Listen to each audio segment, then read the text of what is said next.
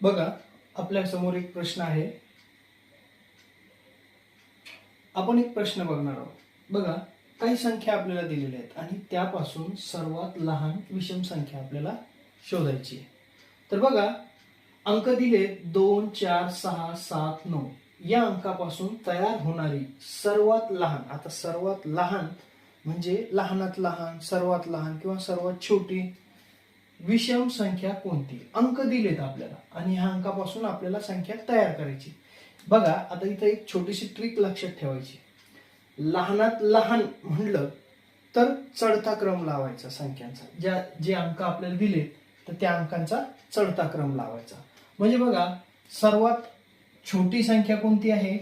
2. त्यापेक्षा मोठी आहे 4. त्यापेक्षा मोठी आहे 6 आणि त्यापेक्षा मोठी दिलेली आहे 7 आणि त्यापेक्षा मोठी 9 दिलेली. ह्या संख्याचा आपण काय केला? क्रम लावून घेतला. चढता क्रम. लहान म्हणलं तर चढता क्रम आणि इथंच मोठी म्हणलं असतं तर उतरता क्रम आपण इथे लावला असता. आता दुसरा मुद्दा इथं असा आहे, विषम संख्या. विषम संख्या म्हणजे यामध्ये तुम्हाला ऑलरेडी 3 समसंख्या दिलेल्या आहेत.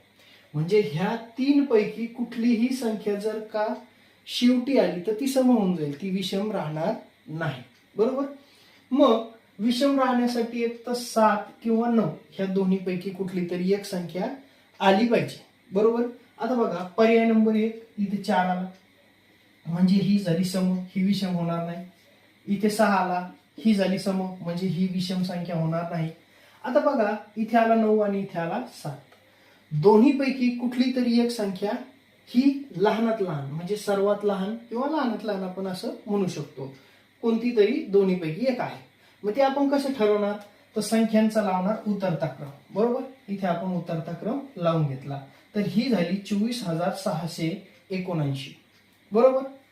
मग हे दोन आकडे जर आपण बदलले 9 आणि 7 असे मागे पुढे केले तर याच्यामध्ये काय फरक पडणार आहे? तर बघा, 24,697 म्हणजे ही 97 मुळे काय झालं? आकडे बदलल्यामुळे हिच्यापेक्षा ही संख्या मोठी झाली म्हणजे ही सुद्धा आपलं उत्तर असणार नाही. तर आपलं उत्तर ही असणार आहे म्हणजे पर्याय क्रमांक सी हे आपलं याचं उत्तर असणार आहे.